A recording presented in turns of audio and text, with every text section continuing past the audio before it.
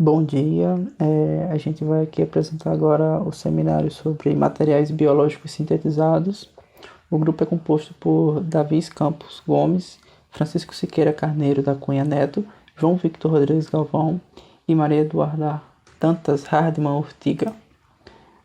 Nós vamos seguir esse sumário e a apresentação vai começar na ordem de fala por Francisco, depois João Victor, depois Davi e depois Maria Eduarda. Materiais biológicos, ou biomateriais, são materiais que foram criados para interagir com sistemas biológicos, com propósitos em sua maioria medicinais, como diagnóstico, reparo ou substituição de algum tecido, ou tratamento de alguma condição. Eles podem ser encontrados em biosensores, dispositivos para liberação de medicamentos, materiais implantáveis e até órgãos artificiais. Esse tipo de material pode ser natural ou sintético.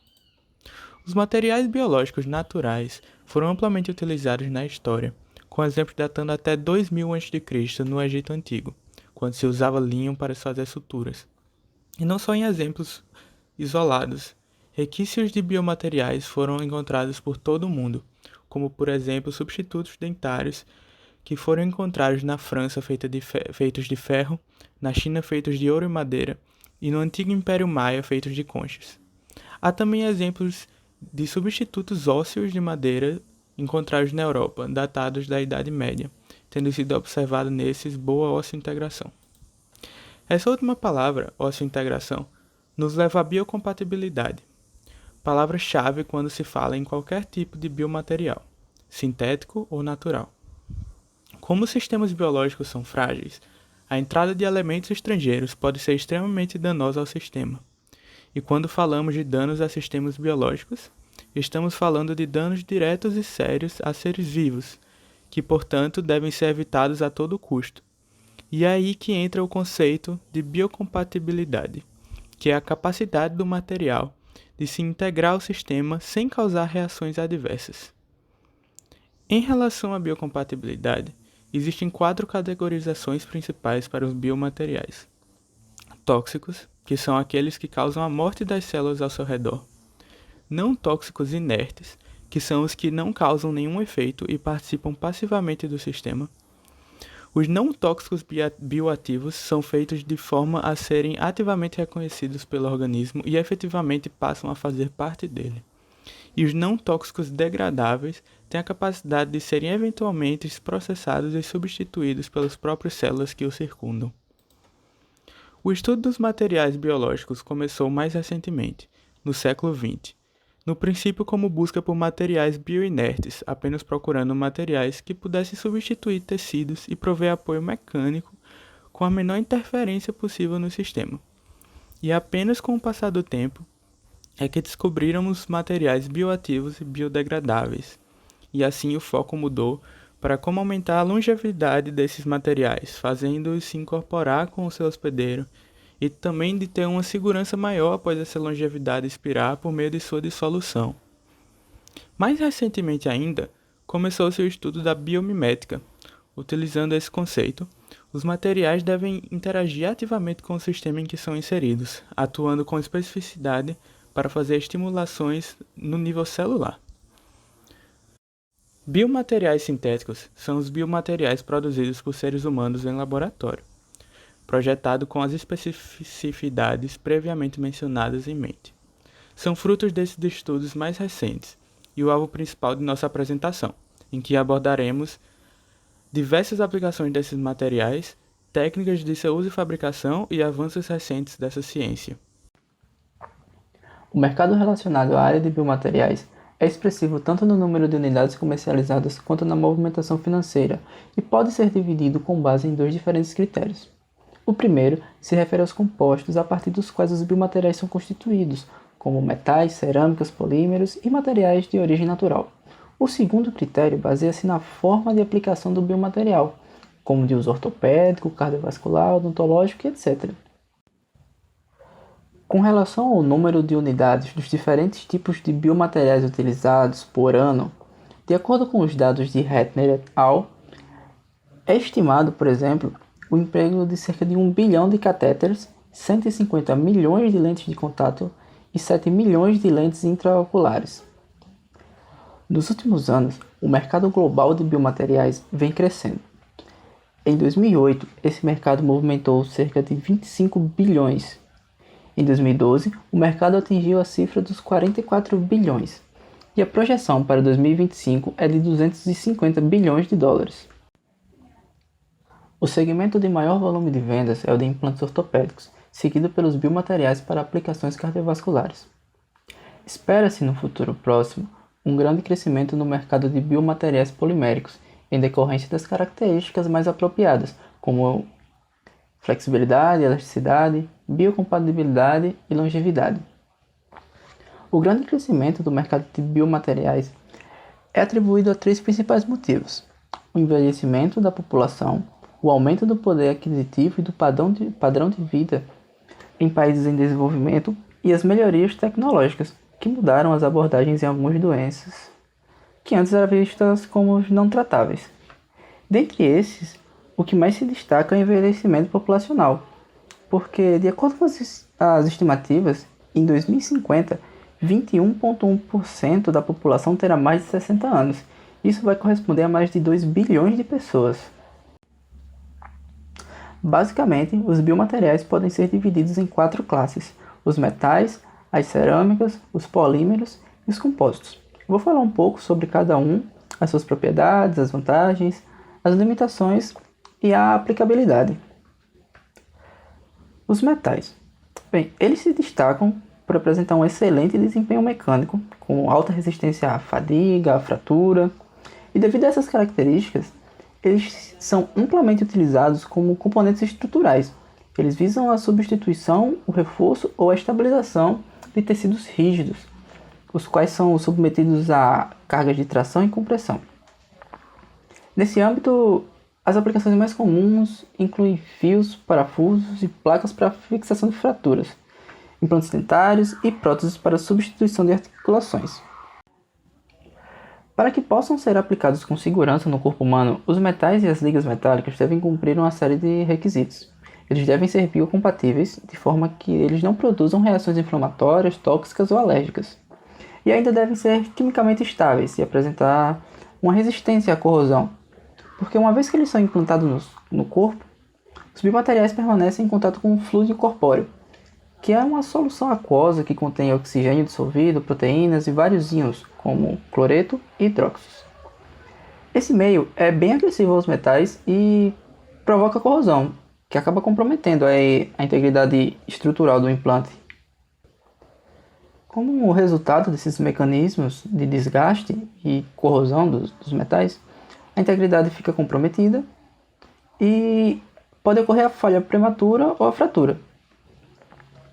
Os metais nobres, como o ouro e a prata, não sofrem esses processos corrosivos, só que eles são mais densos, geralmente são menos resistentes e têm um alto custo. Agora eu vou falar um pouco de algumas categorias de metais, né? Na verdade são ligas. O aço inoxidável, que ele possui ótimas propriedades mecânicas e um baixo custo em relação aos outros metais. É fácil de processar e tem alta disponibilidade. Ele é um dos materiais mais utilizados em dispositivos de fixação. São ligas à base de ferro e cromo e outros elementos. As características de não oxidável, elas são obtidas pela formação de uma camada de óxido de cromo na superfície do metal. Portanto, quanto mais cromo tiver na liga, maior vai ser a resistência à corrosão.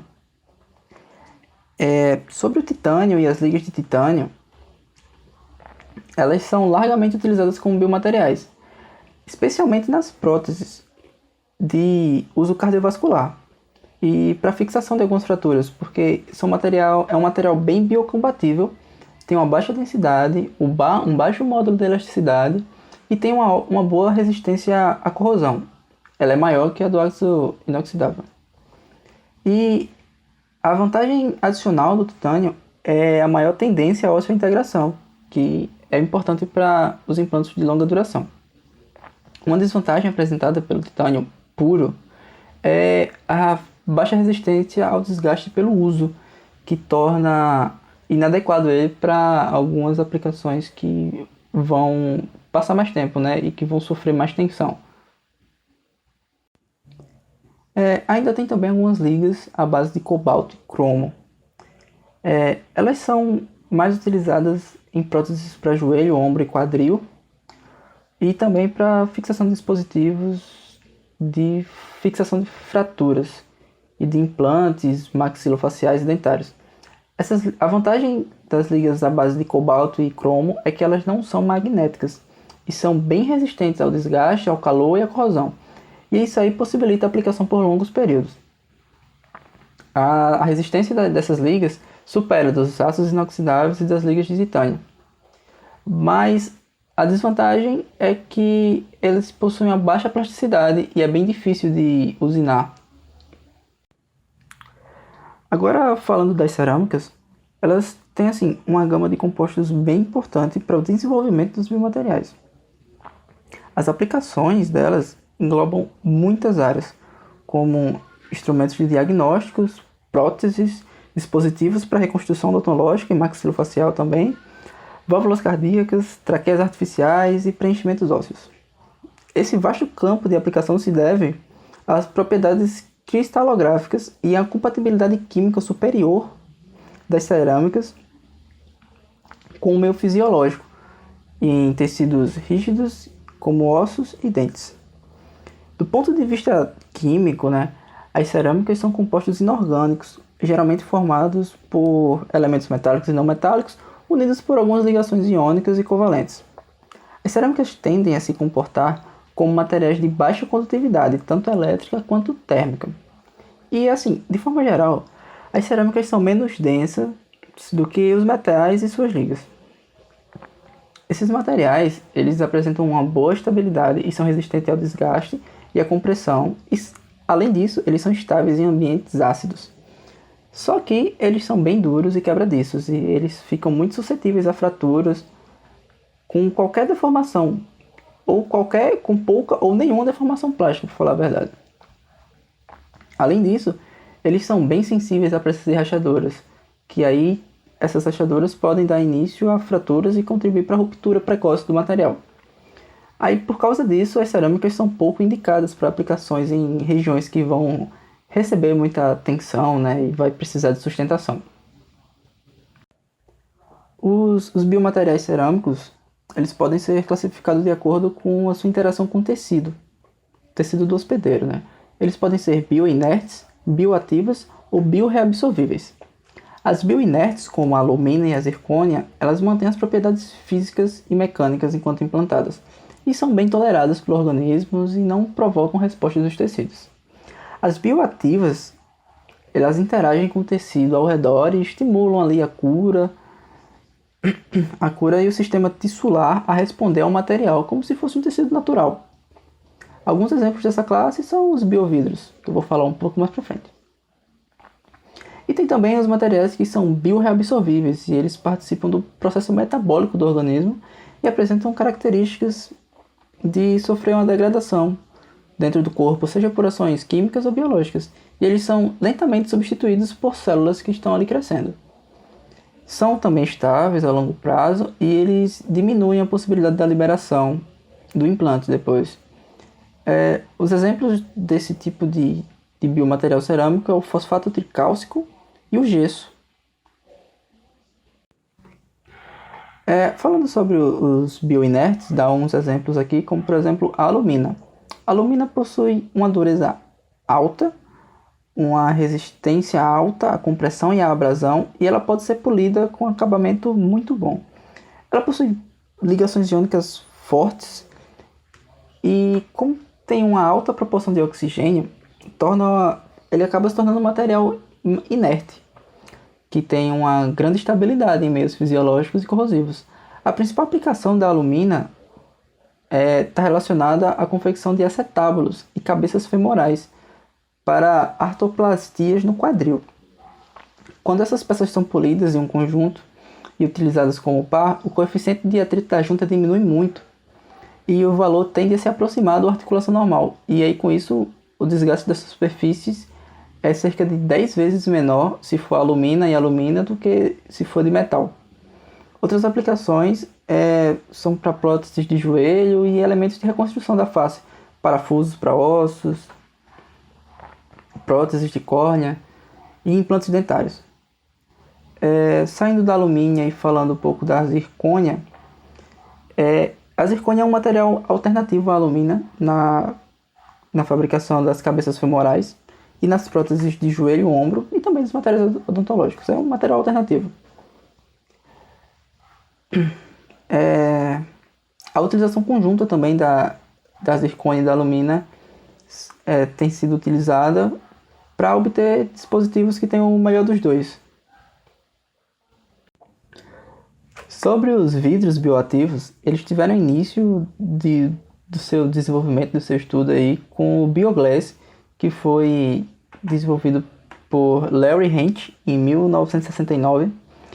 Esses biovidros apresentam excelentes propriedades de interação com os tecidos vivos e osteoindução. As aplicações mais incluem o reparo e regeneração óssea, incluindo ortopedia, periodontia e reconstrução maxilofacial, cirurgias da coluna vertebral e também reconstruções otorrinolaringológicas. Travou aqui. As limitações desse composto vêm da baixa resistência mecânica e principalmente a baixa resistência à fratura. Agora falando dos polímeros, os biomateriais poliméricos, eles são os mais empregados no âmbito médico. As principais vantagens dos biomateriais poliméricos é que, em comparação aos outros materiais, tem uma grande facilidade de fabricação e aí a gente pode produzir formas muito variadas, como partículas, filmes, fios, entre outros, né? O processamento é tranquilo e o custo é razoável. E a disponibilidade de encontrar materiais com propriedades desejadas é bem alta. Os polímeros eles podem ser obtidos a partir de reações de polimerização ou por meio de organismos vivos, e eles podem ser classificados como sintéticos e naturais, e eles também podem ser quimicamente modificados. Os mais utilizados são os sintéticos, devido à sua maior estabilidade durante o uso e também por possuir propriedades bem definidas e reprodutíveis, e também tem um baixo custo.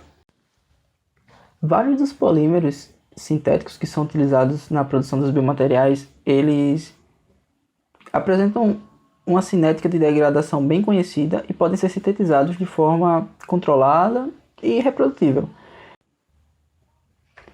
Esses materiais são facilmente adaptáveis para exercer uma grande variedade de propriedades, sendo possível manipular a forma e o tamanho, assim como as propriedades como a viscoelasticidade, por exemplo. Os principais tipos de polímeros constituintes de biomateriais são as poliamidas, polietileno, polipropileno, polissacarídeos, poliuretanos, entre outros. Apesar de eles terem propriedades funcionais adequadas, os polímeros sintéticos eles geralmente não apresentam grupos químicos que sejam favoráveis para a interação celular, e eles ainda podem liberar produtos tóxicos na corrente sanguínea durante sua degradação, o que pode desencadear algumas reações inflamatórias no paciente ao longo de sua utilização. Essa é uma desvantagem dos polímeros sintéticos. Os polímeros naturais são abundantes e os seus produtos de degradação são biocompatíveis e não são tóxicos, o que torna eles bem mais seguros para a utilização em biomateriais. Além disso, eles possuem um custo acessível e eles são obtidos de fontes renováveis. Só que, por sair de um ser vivo, a purificação pode acabar sendo bem complexa. As aplicações dos biopolímeros são na medicina regenerativa e é mais em tratamento de ferida e liberação de fármacos dentro do corpo. E isso se deve às características da biodegradabilidade dele e também da biocompatibilidade. Eles possuem bastante semelhança com a matriz extracelular e eles podem induzir e estimular o processo de cicatrização das feridas. Alguns exemplos de biomateriais biomateriais feitos de polímeros naturais é o ácido hialurônico, que é um polissacarídeo de alta massa molar, que ele é encontrado nos tecidos conjuntivos de mamíferos. E ele pode ser extraído da pele, de tendões, cordão umbilical. As suas propriedades estruturais e biológicas auxiliam na mediação da sinalização celular, ou seja, na reparação das feridas, no preenchimento de tecidos moles e assim, corrigem depressões, rugas, sulcos. Aí, tipo, por essas características, eles são amplamente usados em medicina regenerativa, porque eles podem ser injetados e aí eles meio que instigam o crescimento celular. Outro polímero natural interessante nessa área de biomateriais é o alginato, que a gente utilizou para fazer o molde da mão no exercício do gesso. Ele possui alta biocompatibilidade e um bom ajuste a propriedades, porque ele consegue reticular íons divalentes com cálcio. Por causa disso, o alginato tem aplicação mais em forma de hidrogel, né?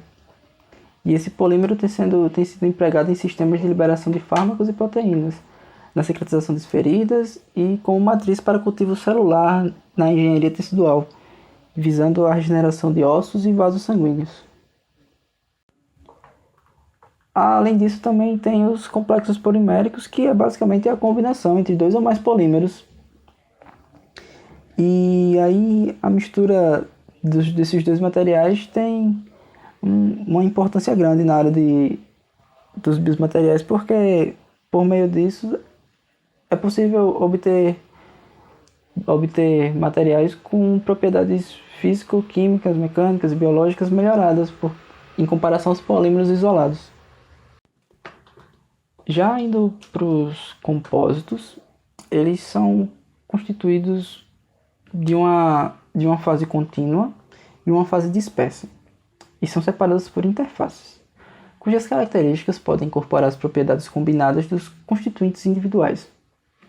O material de reforço ou modificador ele pode ser utilizado na forma de fibras, partículas e adicionado com diversos objetivos, como por exemplo de melhorar as propriedades mecânicas, aumentar a taxa de degradação, melhorar a biocompatibilidade, bioatividade, ou até mesmo controlar o perfil de liberação de fármacos, ou fatores de crescimento incorporados aos dispositivos. Em biomateriais poliméricos, para implante ósseo, a adição de partículas de biovidro e fosfatos de cálcio tem o intuito de aumentar a biocompatibilidade e o módulo elástico da matriz. Com isto, as propriedades mecânicas se tornam mais próximas ao do osso. Assim, de forma geral, os compósitos eles têm um grande potencial na aplicação de biomateriais, já que eles possibilitam ajustar o desempenho mecânico e biológico para as diversas situações clínicas que possam aparecer. Existem vários meios de produção de materiais biológicos, por isso eu falarei de uma dessas técnicas de produção.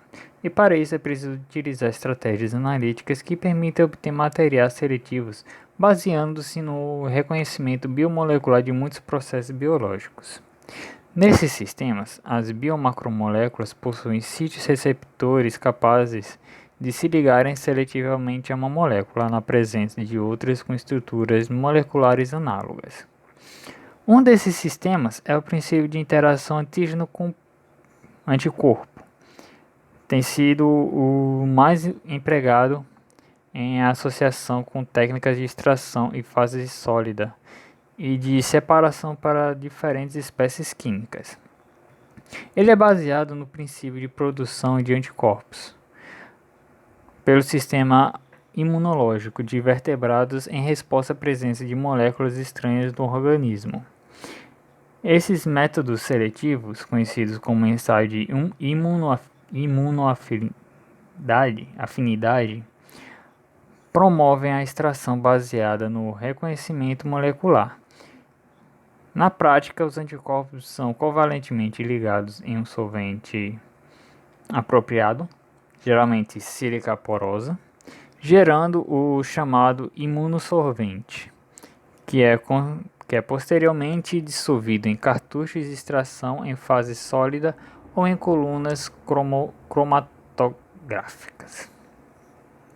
Face a características de bioafinidade apresentada pelo anticorpo em frente ao antígeno, o imunossolvente permite isolar a espécie de interesse sem efetuar qualquer interação com moléculas concomitantes, eliminando, dessa forma, a ocorrência de coeluição, comumente verificada durante as etapas de eluição, quando se emprega solventes pouco seletivos.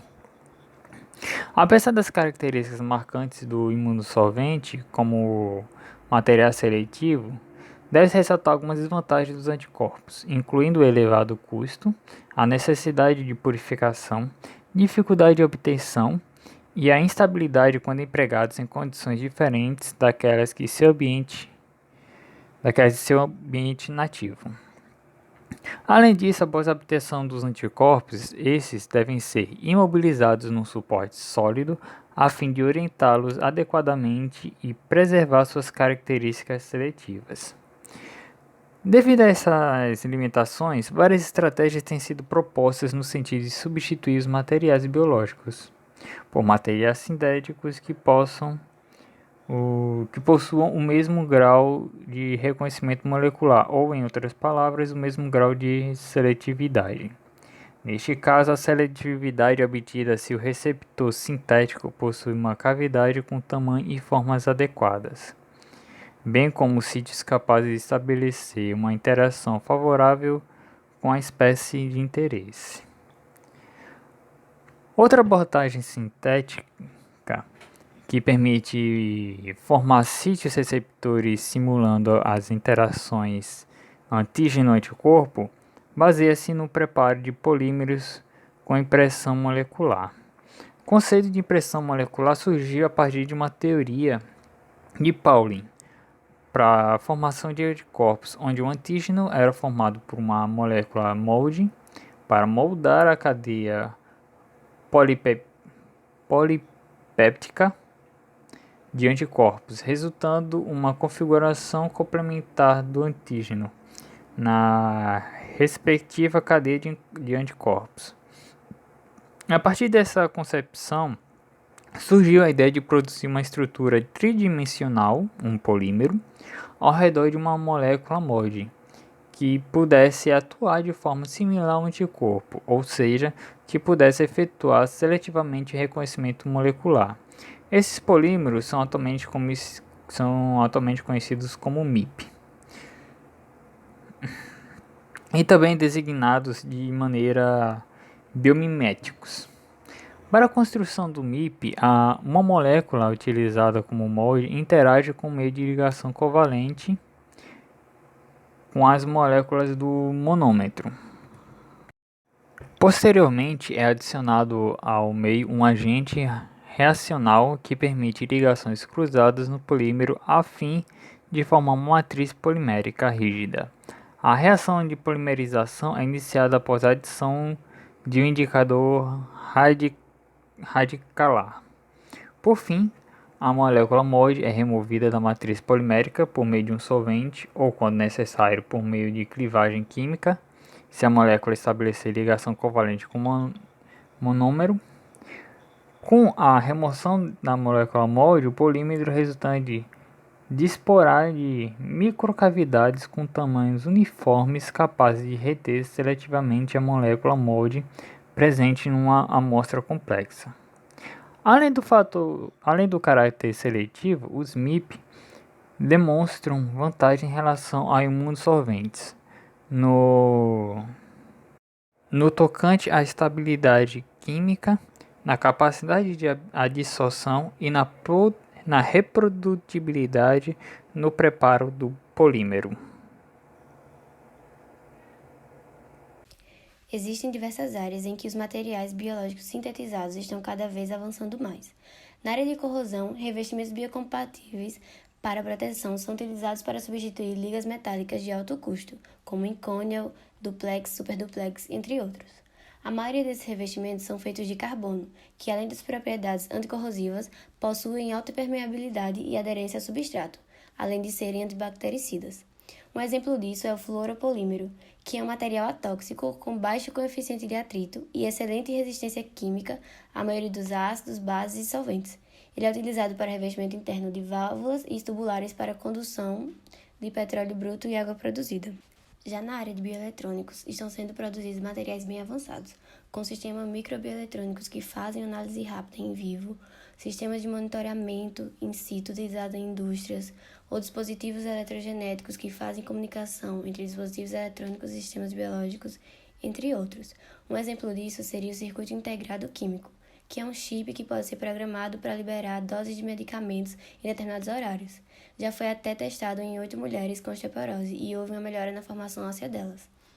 No futuro, planeja-se implementar funções de disparar correntes elétricas e acionar nervos, ou até mesmo testar a aplicação de um quimioterápico e simultaneamente adicionar fármacos que limitem seus efeitos colaterais. Além disso, querem utilizar no controle de neurotransmissores e de vários outros processos fisioquímicos. Outro exemplo seria a descoberta de um corante alimentício, que era o principal ingrediente necessário para viabilizar a impressão 3D de biomateriais, que por terem redes complexas, fisicamente emaranhadas, como as dos tecidos biológicos, eram muito difíceis de serem produzidos. Por isso, essa descoberta foi tão importante. Já na Austrália, Paul Meredith e Ben Powell, da Universidade de Queensland, demonstraram que a melanina pode ser utilizada como eletrônica biologicamente compatível. Ela possui propriedades elétricas que estão sendo exploradas para o desenvolvimento de tratamentos de estimulação de tecidos, sensores médicos ou na interligação da eletrônica tradicional com tecidos vivos. Existe também a área de materiais autorregenerativos, que são materiais capazes de se repararem sem ajuda externa, que também está crescendo muito. Por exemplo, o bioconcreto, que é misturado com o concreto convencional, mas possui um agente que eles chamam de agente reparador, que é com bactérias produtoras de calcário. Esse agente fica intacto durante a mistura e é ativado apenas se o concreto racha e sofre infiltrações. Por isso, os cientistas têm pesquisado como fazer essa produção em larga escala e de baixo custo, para que seja de maior acesso.